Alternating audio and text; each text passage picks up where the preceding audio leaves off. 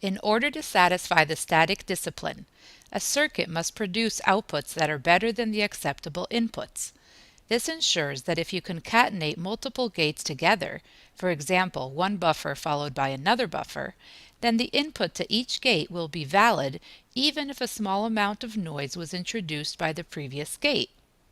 So taking a closer look at that, what that means is that if I have a valid input at my first buffer, and I'm guaranteeing that the output that I produce is slightly better than my original input, then even if a little bit of noise was introduced, the input to the second buffer is still going to be considered a valid input. More concretely, to satisfy the static discipline, a valid low output must be less than a valid low input. The way that we specify this is that VOL is less than VIL. Also, a valid high output must be greater than a valid high input, so VOH must be greater than VIH. If we put this all together, we have VOL less than VIL and VIH less than VOH, and of course we want our low inputs to be less than or equal to our high inputs, so VIL is less than or equal to VIH. Another way to think about this is to look at the orange and green arrows which show the ranges of valid inputs which are wider than the ranges of valid outputs. The other thing that is shown here are the noise margins which correspond to the area of valid inputs but invalid outputs. As we said earlier, a valid input must always produce a valid output.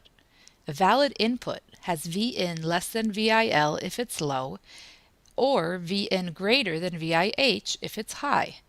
A valid output has Vout less than VOL if it's low, and Vout greater than VOH if it's high.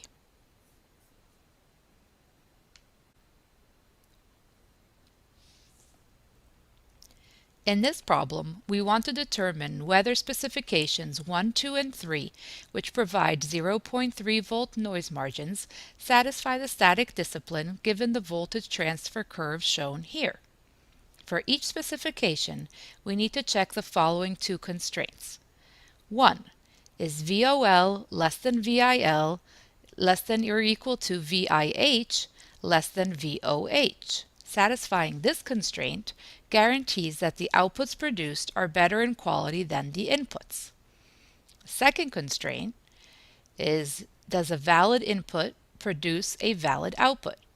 Since this curve shows an inverting function, this translates to A, does a valid input, where Vin is less than VIL, always produce a valid high output, where Vout is greater than VOH?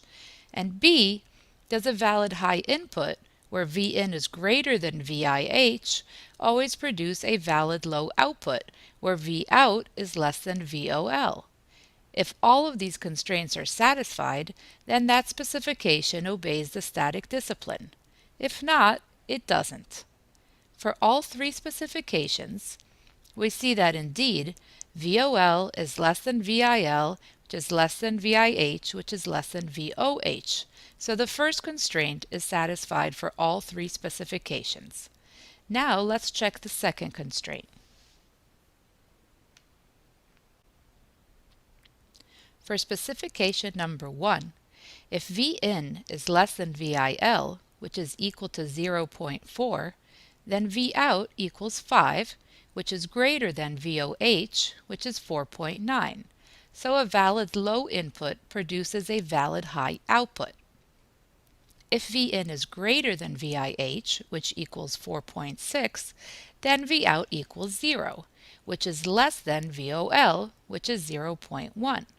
So a valid high input produces a valid low output. Since all of the constraints are satisfied, specification number 1 satisfies the static discipline.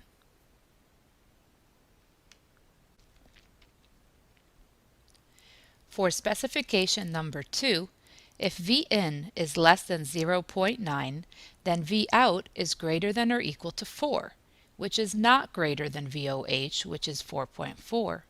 So this specification does not satisfy the static discipline.